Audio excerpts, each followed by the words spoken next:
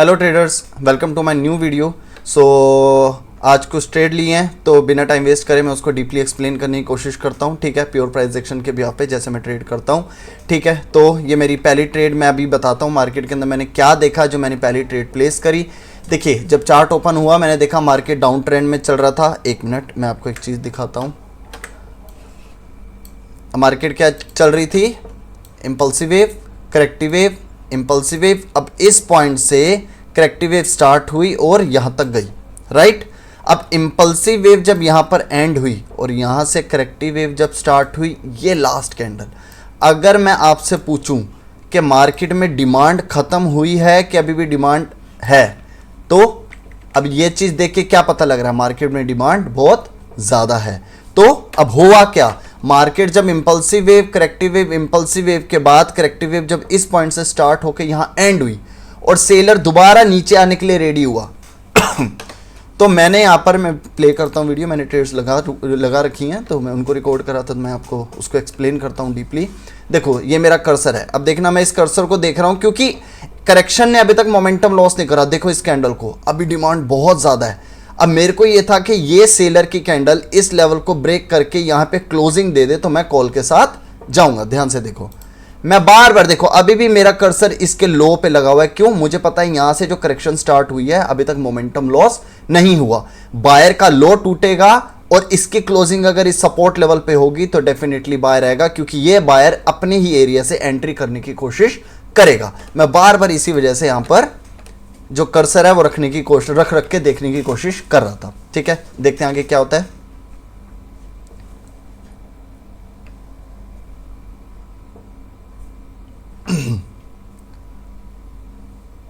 ठीक है, मैं नेक्स्ट, ये देखो मैंने जो लेवल शिफ्ट किया मैं ये देख रहा था नेक्स्ट टारगेट। ठीक है, इस सपोर्ट लेवल को तो इसने क्रॉस कर दिया कि नेक्स्ट कौन सा सपोर्ट लेवल है जिसको वो टच करके रिवर्स की उम्मीद होगी मुझे।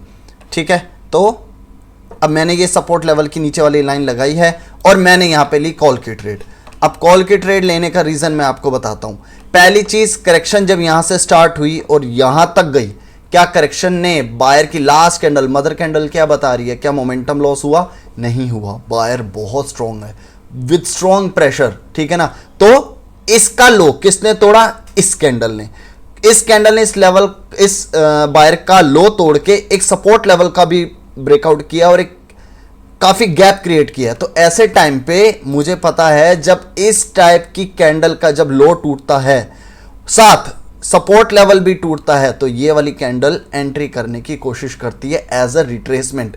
वो इस लेवल के नीचे रोकेंगे, सेलर बायर को इस लेवल के नीचे रोकेंगे, क्योंकि सेलर ने इस लेवल का ब्रेकआउट किया। अब ये बायर जो अपने ब्रेकआउट के बाद जो एंट्री करेगा, सेलर उसको इस लेवल के नीचे रखने की कोशिश करेगा। ठीक है, अगर बायर स्ट्रांग होए तो वो वापस इस लेवल के ऊपर आने की कोशिश करेंगे। लेकिन देखा जाए तो जिस तरीके की ये स्ट्रेंथ थी सेलर की, मुझे ये एक्सपेक्टेशन है कि बायर इस लेवल के नीचे ही रुकेंगे, क्योंकि सेलर बायर को इस लेवल के ऊपर आने नहीं देखेंगे। ये मेरी एक एक्सपेक्टेशन है। आगे देखते हैं क्या होता है।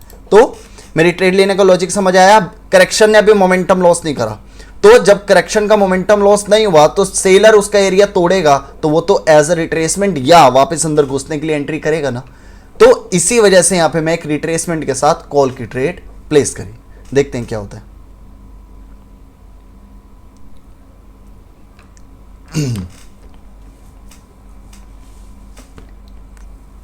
ठीक है, तो ये हमारी ट्रेड विन हुई। ठीक है, पहली ट्रेड हमारी विन हो गई, लॉजिक समझ आ गया। लेकिन अब एक डाउट की बात है, जैसे ही सेलर ने इस लेवल का ब्रेकआउट किया, बायर सडनली इस लेवल के ऊपर क्यों आए? ध्यान से देखो, अगर सेलर इस लेवल का ब्रेकआउट कर रहा है तो बायर इस लेवल के ऊपर क्यों आ रहा है? अगर सेलर ने ट्रू ब्रेकआउट किया होता तो बायर को सेलर इस लेवल के नीचे कुछ इस तरीके से रोकता, देन मेरे को समझ आ जाता है कि ये रिट्रेस हो गए। इस कैंडल का रिप्लाई यहां पे आ गया और अब ये कैंडल इसी को एसएनआर बना के डाउन डायरेक्शन के लिए एक कैंडल क्रिएट करेगी। लेकिन हुआ क्या? सेलर ने जैसे ही ब्रेकआउट किया, बायर लेवल के ऊपर आया। इसका मतलब दाल में कुछ काला है। सोच समझ के ट्रेड लेनी पड़ेगी। इसी वजह से मैंने इस कैंडल के बाद यहां पर ट्रेड प्लेस नहीं करी। मैं देख रहा हूं, क्योंकि देखो दोनों पार्टी से अग्रेसिव हैं। इससे क्या पता लग रहा है? सेलर अगर एक सपोर्ट लेवल को ब्रेकआउट कर रहा है, बायर वापस सपोर्ट लेवल के ऊपर क्यों आ रहा है? क्या कह सकते हो? कौन सा जो पार्टी है वो ज्यादा ट्रू ब्रेकआउट कर रही है, राइट। अभी हमें कोई शॉर्ट ही नहीं है, वो हमें बाद में पता चलेगी अगर ये कैंडल क्रिएट होती है या उसके नेक्स्ट कैंडल हमें पता आएगी कि एक्चुअल में ब्रेकआउट ट्रू कर कौन रहा है। अगर बायर ने ट्रू ब्रेकआउट नहीं किया, बायर ने फेक ब्रेकआउट किया, तो सडनली यहां पर बेरिश कैंडल बननी चाहिए, इस चीज का ध्यान रखना। अगर से बायर ने इस लेवल का ब्रेकआउट फेक किया है तो सेलर यहां पर एंटर होने चाहिए, ठीक है, ठीक है। अब इस चीज से क्या कंफर्म हो गया, बायर जैसे ही लेवल के ऊपर आया नेक्स्ट कैंडल बेरिश नहीं बनी, जबकि सेलर का मोमेंटम था। इससे क्या पता लग रहा है, इससे क्या पता लग रहा है, देखो मैं कर्सर जो जूम आउट करके यही देख रहा था कि ये अचानक बायर के अंदर स्ट्रॉन्गनेस कहां से आ गई। अब कॉमन सी बात है, अगर एक पार्टी स्ट्रांग होगी तो दूसरी पार्टी वीक होनी चाहिए। मैंने इस पे भी ट्रेड नहीं ली क्योंकि पेशेंस बहुत जरूरी है बाइनरी ट्रेडिंग के अंदर। मेरे को ये पता लगे कि एक्चुअल में स्ट्रांग है कौन। अभी दोनों पार्टी स्ट्रांग लग रही है, सेलर आए हैं, सेलर ने सपोर्ट लेवल का ब्रेकआउट किया है, तो बायर सडनली ऊपर आया, तो यहां पर दोबारा सेलर ये चाहता तो एंट्री करता। नेक्स्ट कैंडल बुलिश बनने का मतलब मार्केट यू टर्न कर रही है, ठीक है ना। इसका मतलब इस कैंडल को मैं डाउन डायरेक्शन के लिए कंटिन्यूशन नहीं समझ सकता। समझे क्यों, ध्यान से समझना। मैंने अभी वीडियो पॉज करी है, ध्यान से देखो। मार्केट में सेलर अगर ब्रेकआउट कर रहा है, बायर सडनली लेवल के ऊपर आ रहा है, ये सेलर चाहता तो सडनली बायर को फेक ब्रेकआउट बता के वापस लेवल के नीचे आता, लेकिन बायर ने क्या किया, वापस इस लेवल के ऊपर आने के बाद नेक्स्ट कैंडल बुलिश बनाई। इसका मतलब ये पार्टी स्ट्रॉन्ग है। अब अगर ये पार्टी स्ट्रॉन्ग है तो ये पार्टी क्या होनी चाहिए, वीक, और इस कैंडल के अंदर मुझे बायर की एंट्रीज दिखनी चाहिए। अब देखना मैंने क्या देखा, देखो ध्यान से देखना, मैं दोबारा पीछे कर रहा हूं। ये देखो, ये देखो, ये रिजेक्शन देख रहे हो। इस रिजेक्शन से मैं समझा कि ये कैंडल डाउन डायरेक्शन के लिए कंटिन्यूशन नहीं होगी, बस मेरे को एक वीकनेस दिख जाए। ये देखो, जैसे ही मुझे यहां पर वीकनेस दिखी, मैंने यहां पे ली एक कॉल की ट्रेड। बहुत डीप ट्रेड है, ध्यान से समझना। मैं हर वीडियो में एक ट्रेड ऐसी जरूर लेता हूं जिससे बंदों को एकदम दिमाग खुल जाए कि हाँ भाई यार, यहाँ पे तो हम, अब सारे बंदे क्या सोच रहे होंगे, डाउन डायरेक्शन चल रही है, ठीक है, ये डाउन डायरेक्शन है, तो बायर इसको, बाकी ट्रेडर इसको रिट्रेसमेंट मान रहे होंगे, और स्पिनिंग टॉप को डाउन डायरेक्शन के लिए एक रिवर्सल कैंडल मान रहे होंगे, मतलब सेलर के लिए कंटिन्यूशन कैंडल मान रहे होंगे। लेकिन ये गलत है। क्यों, क्योंकि सेलर ने जब लेवल का ब्रेकआउट किया तो कौन ताकतवर हुआ, सेलर। तो ये बायर का रिप्लाई यहां पर आया, लेकिन सेलर चाहता बायर को इसके नीचे रखता, लेकिन बायर ऊपर आया। चलो ठीक है, नेक्स्ट कैंडल ये सेलर यहां पर एंट्री करता, नहीं ले पाया, बायर अगेन एंटर कर गया। अब दोबारा जब सेलर की बारी आई, ना सेलर डोमिनेट कर पाया, ना सेलर न्यू लो लगा पाया, और इसके अंदर भी मेरे को क्विक रिजेक्शन, बायर की एंट्री दिख रही है और सेलर के अंदर वीकनेस, ठीक है। तो इसका मतलब अब नेक्स्ट कैंडल बुलिश बननी चाहिए, मतलब बायर की स्ट्रांगनेस है। ये कैंडल मेरे को इस डाउन डायरेक्शन के लिए कंटिन्यूशन सिग्नल नहीं दे पाया। देखते हैं क्या होता है। बहुत प्यारी ट्रेड है, बहुत प्यारी।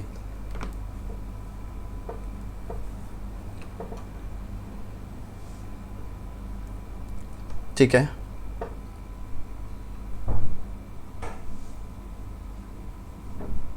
आ रहे हैं बायर, एक्टिव हो रहे हैं, सेलर भी रोक रहे हैं, लेकिन बायर एक्टिव होने की कोशिश कर रहे हैं। देखते हैं क्या होता है।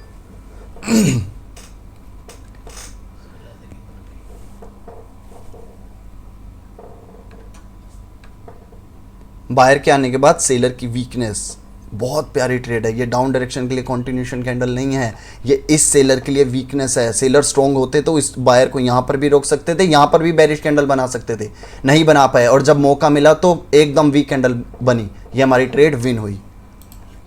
बहुत प्यारी ट्रेड है, बहुत ज़बरदस्त ट्रेड है। समझने वाले का एक्सपीरियंस मैटर करता है, अगर एक्सपीरियंस है तो डेफिनेटली इस टाइप की ट्रेड बहुत अच्छे से समझ आएगी, ठीक है।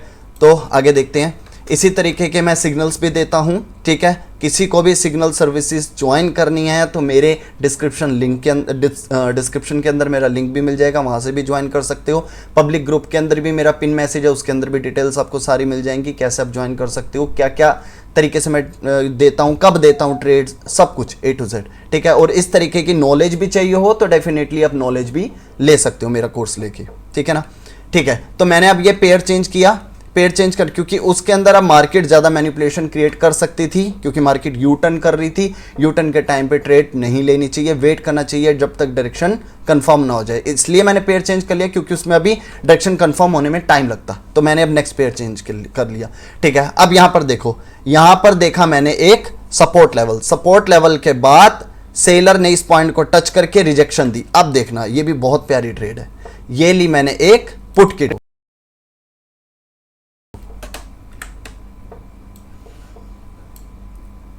मार्केट में क्या चल रहा था, lower low lower high, lower low lower high, lower low lower high, lower low higher high. ठीक है, हायर लो, लेकिन बायर ने यू टर्न भी करने की कोशिश करी बीच में से, लेकिन बायर ने इस प्राइस को ब्रेक नहीं कर पाया, इस प्राइस को ब्रेक नहीं कर पाया। उसके बाद सेलर ने इंगल्फ करके अगेन एक डाउन डायरेक्शन के लिए कंटिन्यूएशन सिग्नल दिया, लेकिन हाँ इसमें न्यू लो नहीं है। पहली बात तो मैं जब पेयर ओपन किया आपके सामने तो मैं इस कैंडल पे ही था। मैंने क्या देखा कि ये कैंडल, ये ज्यादा कोई डीप ट्रेड नहीं है, बहुत सिंपल ट्रेड है। सेलर रिप्लाई में इंक्रीज हो रहे हैं, नेक्स्ट सपोर्ट लेवल पे गैप है, ठीक है, और रिजेक्शन जो है ये बायर की रिजेक्शन है, लेकिन बायर कहां बैठा है, बायर यहां बैठा है। सेलर की इंक्रीजिंग क्या बता रही है, सेलर इस डायरेक्शन को कंटिन्यू करना चाहता है। जब जिस डायरेक्शन में आप चल रहे हो उस डायरेक्शन में ली गई ऐसी कैंडल्स पे ट्रेड बहुत एक कंफर्मेशन ट्रेड होती है। ठीक है, तो मैंने इसलिए यहां पर एक पुट की ट्रेड प्लेस करी। सिंपल है, सेलर के रिप्लाई में इंक्रीजिंग, न्यू लो और गैप, जो डायरेक्शन है वो भी डाउन है। बहुत शॉर्ट ट्रेड है मेरी जो पुट की ट्रेड है। देखते हैं क्या होता है। थोड़ा ज़्यादा मेरे को इसलिए बोलना पड़ता है क्योंकि मैं चाहता हूँ कोई भी चीज़, कोई भी पॉइंट मेरे से स्किप ना हो जाए, कि मैं आपको ऐसा ना हो कि मैं कुछ समझा ना पाऊँ। ठीक है ना, क्योंकि मेरा VLC पे जो एक्सप्लेनेशन देने का रीज़न ही यही है कि मैं हर एक चीज़, जितनी भी चीज़ें मैंने एक ट्रेड पे नोट करी हैं वो सब चीज़ें मैं आपको बता सकूं। ठीक है ना, इसलिए मैं थोड़ा ज़्यादा ही बोलता हूं ट्रेड्स को एक्सप्लेन करते टाइम, क्योंकि मैं यही चाहता हूं कि मेरे से कुछ स्किप ना हो। ठीक है ना, ठीक है, डायरेक्शन डाउन, सेलर में रिप्लाई में इंक्रीजिंग, न्यू लो गैप, इसलिए बहुत प्यारी ट्रेड है ये।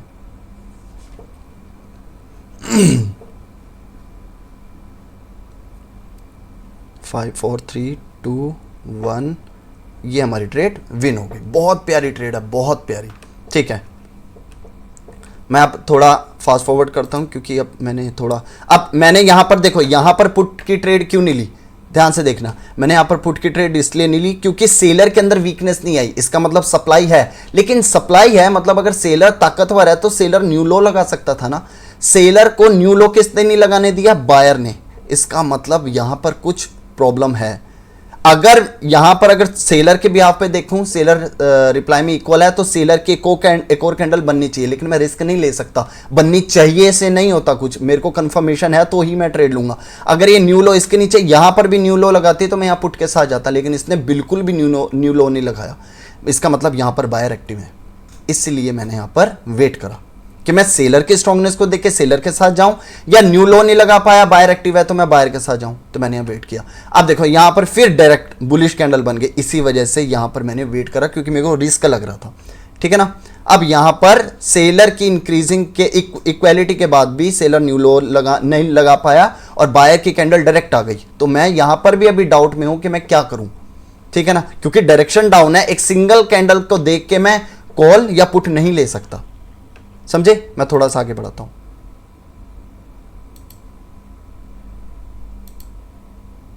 ठीक है, हाँ, बायर एक्टिव हैं इस एरिया में, दिख रहा है। लेकिन अगर ये बायर एक सपोर्ट लेवल से एक हैमर कैंडल बना रहा है तो बायर मार्केट को ऊपर लेके जा सकता था, लेकिन सेलर ने बनाया। देखो कितनी सिंपल ट्रेड है, कितनी सिंपल ट्रेड है। बायर एरिया से बायर एंटर हुआ, लेकिन अगर ये बायर सपोर्ट लेवल से टच होके बायर एंटर हुआ तो नेक्स्ट कैंडल बुलिश बन सकती थी, बिकॉज ऑफ सेलर की स्ट्रेंथ बहुत स्ट्रांग थी। और मैंने आपको क्या बताया था, पीछे सेलर में वीकनेस नहीं दिखी, सेलर में फोर्स इक्वल था, इसी वजह से वो फोर्स जो है वो बढ़ गया। देख रहे हो, इस कैंडल को प्रीवियस कैंडल से कंपेयर करो और इस कैंडल को अब इनसे कंपेयर करो, बढ़ गई है कैंडल, स्ट्रेंथ बढ़ गई है। और सिंगल कैंडल मतलब सिंगल कैंडल के बाद नेक्स्ट बुलिश ना बनना, बायर की वीकनेस, और सेलर के बाद जो रिप्लाई है इंक्रीज सेलर का आना और बॉडी टू बॉडी डोमिनेशन, ये क्या बताती है, डायरेक्शन डाउन किया तो एक और बेरिश कैंडल बनेगी। तो मैंने यहां पे ली एक पुट की ट्रेड।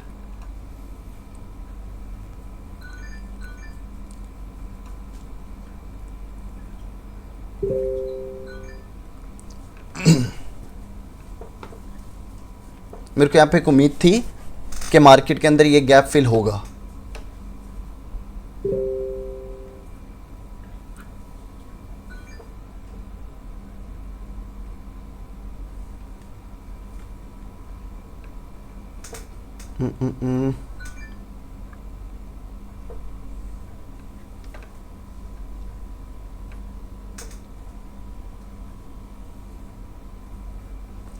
ठीक है बिल्कुल गैप।